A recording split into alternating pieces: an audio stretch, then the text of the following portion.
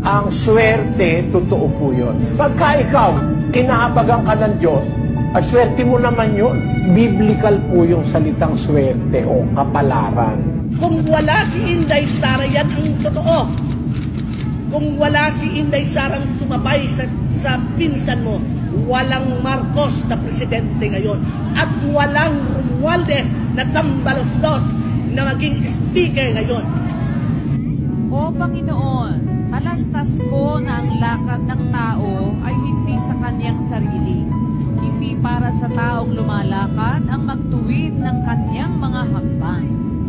Noon, ang Panginoon, ang sabi ng Biblia, na talastas ko, sabi ni Jeremias, talastas ko na ang lakad ng tao hindi sa kanyang sarili, hindi para sa taong lumalakad ang magtuwid ng kanyang mga hakbang.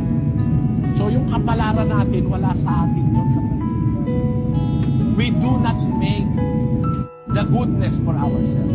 Hindi dahil kay Duterte, malilibing ba tatay niya?